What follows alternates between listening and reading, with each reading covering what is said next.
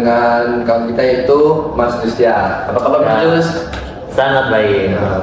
Terima kasih telah hadir di podcast kali ini. Saya ingin menanyakan tentang ide yang Mas Jus buat tentang pemanfaatan gulma bagi perkebunan kelapa sawit. Kadang itu kan orang berpikir gulma ini hanya tumbuhan yang tidak memiliki manfaat bagi perkebunan kelapa sawit. Dengan Mas Jus ini mempunyai ide memanfaatkan gulma di perkebunan kelapa sawit, itu apa aja? Oke, baik. Nah, sebelum itu saya izin memperkenalkan diri ya. Perkenalkan, nama saya Justia Nur. Di sini saya memiliki sebuah inovasi sebuah teknologi yang dimana sebuah teknologi yang akan diterapkan pada perkebunan kelapa sawit. Nah, ide saya ini adalah sebuah teknologi pemanfaatan gulma yang ada di perkebunan kelapa sawit. Nah, teknologi ini yaitu bagaimana sistematis kita memanfaatkan gulma yang ada di perkebunan kelapa sawit supaya gulma yang ada di kebun sawit semakin optimal di antara fungsinya seperti sebagai mulsa yang nanti akan mengurangi penguapan air ketika kemarau, terutama ketika kemarau, sehingga air akan tetap terjaga. Dan di sisi lainnya juga kita bisa memanfaatkannya sebagai pupuk kompos yang nanti akan menjadi pupuk bagi perkebunan kelapa sawit itu sendiri. Nah, dari ide sendiri juga akan melakukan sebuah teknologi, sebuah alat portable yang mungkin bisa sebagai tempat komposisi yang simple, sehingga ada alat yang akan merajang sebuah rumputnya, gulma-gulmanya nanti akan dekomposisi yang dimana akan menghasilkan biogas dan pupuk komposnya yang mungkin bisa diterapkan di lingkungan masyarakat, di tiap rumah-rumahan. Jadi teknologi ini juga memanfaatkan teknologi yang baru. Nah, walaupun ini masih perencanaan, tapi mungkin saja teknologi ini akan bisa diterapkan ke dalam masyarakat, sehingga nanti masyarakat yang mungkin punya peternakan atau mungkin apa nanti kan mungkin punya kotoran atau segala macam sayur-sayuran nanti akan ditaruh di alat komposisi tadi, sehingga akan terjadinya dekomposisi dan menghasilkan gas yang nantinya akan bisa mereka gunakan sebagai alat masak, sebagai gas api masak mereka, dan juga menghasilkan pupuk yang akan membantu perekonomian petani mereka. Oh, jadi itu gulma tidak hanya tanaman yang kayak merimbun di perkebunan kelapa sawit, juga bisa dimanfaatkan sebagai terutama mulsa ya? Ya. Mulsa, dekomposisi. Ya. Lalu, adakah jenis gulma tertentu yang sangat digunakan untuk pembuatan mulsa atau dekomposisi ini? Jenisnya? Nah, untuk jenis sendiri ada banyak macam ya jenis gulma itu ya. Pokoknya ada tanaman pakis, ada tanaman biji-bijian dan segala macam, itu pokoknya banyak banget. Nah, untuk tanaman sendiri juga ada tanaman yang memang kandungan nitrogennya tinggi, atau tanaman yang kandungan fosfor tinggi, seperti yang nitrogen tinggi itu seperti Florea javanicus ya. Nah, ini tinggi akan kandungan nitrogen, sehingga akan baik bagi tanaman itu sendiri, perkebunan itu sendiri.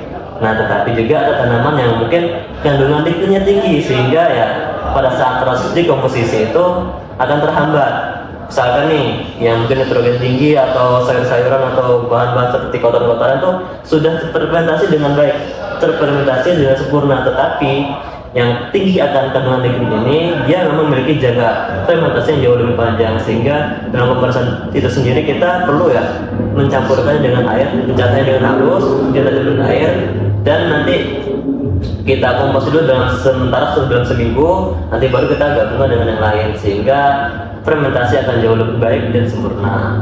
Oh, jadi semua gulma itu bisa dijadikan saya, tidak hanya gulma yang tadi, cuman yang lebih kayak memiliki kadar nitrogen yang tinggi itu jenis Florea javanica itu. Ya, yes. Lalu pertanyaan selanjutnya itu tentang metode pengomposan gulma yang diterapkan di perkebunan kelapa sawit. Nah, untuk metodenya sendiri ya, mungkin orang memiliki gambaran bahwa gulma ini sebagai benalu perkebunan kelapa sawit. Tetapi sebenarnya ya, gulma ini juga ya, kalau kita bisa memanfaatkan dengan baik, gulma itu sendiri bisa bermanfaat bagi perkebunan sendiri. Tadi opsi pertamanya sebagai mulsa, kemudian yang sisanya atau lebihannya mungkin karena mungkin mulsanya sudah cukup, kita bisa memanfaatkan sisanya itu kita bisa gunakan sebagai dekomposisi pupuk kompos. Nah, untuk metode pembukaan kelompok itu sendiri, hal pertama yang kita lakukan adalah membabat atau mengumpulkan gulma itu sendiri, kemudian kita cacah, kemudian kita bisa campurkan dengan kotoran-kotoran yang lain, kotoran seperti kotoran ayam, kambing ataupun sapi ataupun jangkau itu sendiri. Kemudian kita komposisi, kita dekomposisi, kita tutup dengan rapat ya. Pertama itu sebelumnya membahas, kita kasih dulu nih M4 kita lakukan dalam air, kemudian kita tambah gula yang juga dilakukan dalam air. Yang gula itu sendiri berfungsi sebagai membangunkan bakteri itu sendiri, sehingga bakteri itu ketika bekerja langsung ada makanannya, sehingga mereka ada energi untuk mengkomposisi pupuk itu tadi, sehingga jangka waktu yang diperlukan untuk dekomposisi itu jauh lebih singkat. Jadi metode pengkomposan itu ada langkah-langkahnya ya, Ya. dari awal hingga menjadi yang dimanfaatkan gulma itu. Ya. Lalu pertanyaan selanjutnya itu tentang bisakah gulma itu mengurangi erosi yang ada di perkebunan kelapa sawit? Kan perkebunan kelapa sawit ini terutama punya perusahaan itu tidak datar semuanya. Ada yang lereng, ada yang lembah. Itu apakah bisa mengurangi erosi untuk tanah yang di area tersebut? Tentu bisa lah, jelas.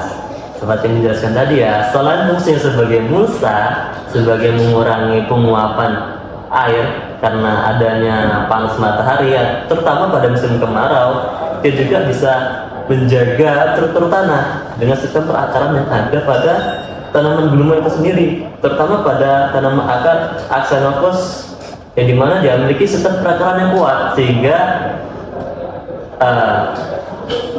tanah yang mereka tumbuhi itu maka akan terjaga, sehingga ketika ada hujan deras, aliran air, maka mereka akan mengikat tanah tadi sehingga tidak mudah terbawa arus air tadi, sehingga tanah tetap pada posisinya, sehingga erosi tadi tidak terjadi, sehingga tanah itu tetap dalam keadaan yang baik.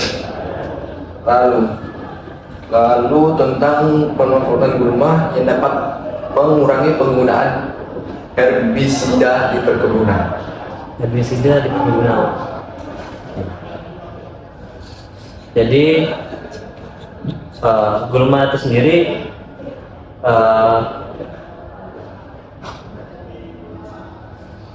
jadi gulma itu kan memiliki berbagai kandungan.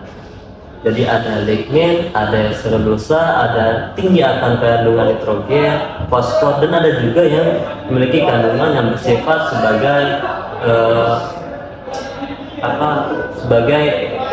anti hama, sehingga dari tanaman gulma itu sendiri kita bisa memanfaatkan sebagai yaitu pupuk dan juga sebagai anti hama, sehingga tentu akan jauh lebih baik penggunaan medianya karena itu sistemnya organik, ramah lingkungan, biaya murah, sehingga tentu lebih direkomendasikan ketimbang yang berbahan non organik atau kimia.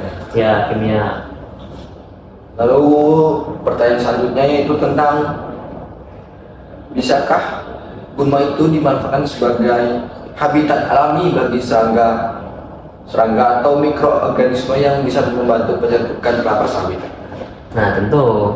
Jadi gulma itu sendiri kan ya sebagai sebuah sistem ekosistem yang masih ada dalam perkebunan kelapa sawit. Nah, seperti yang kita tahu, perkebunan kelapa sawit itu sendiri memiliki rantai makanan.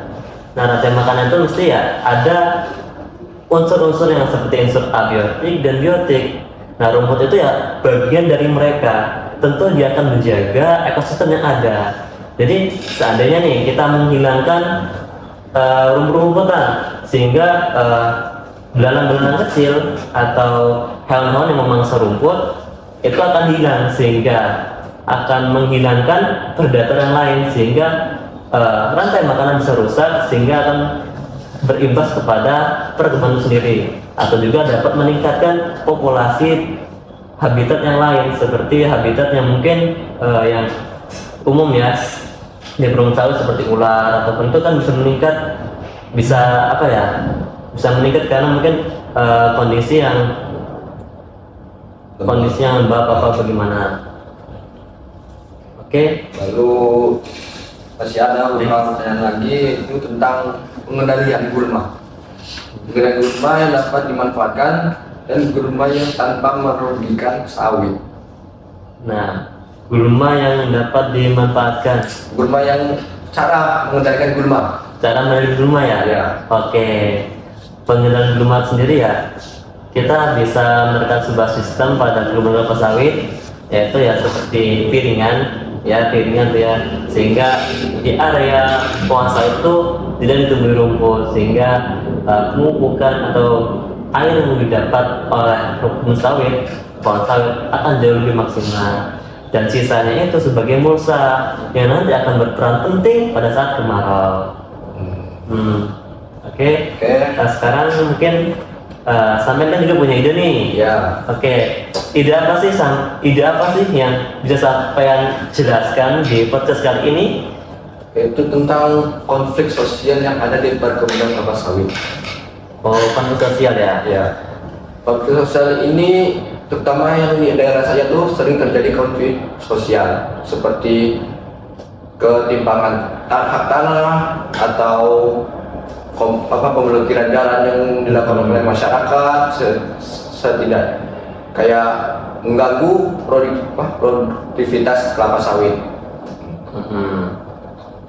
Mungkin apa saja sih faktor yang menyebabkan konflik sosial itu terjadi di perkebunan kelapa sawit? Mungkin ada beberapa faktor yang bisa sampai jelaskan di podcast kali ini. Faktor utamanya itu ketidakjelasan hak atas milik tanah.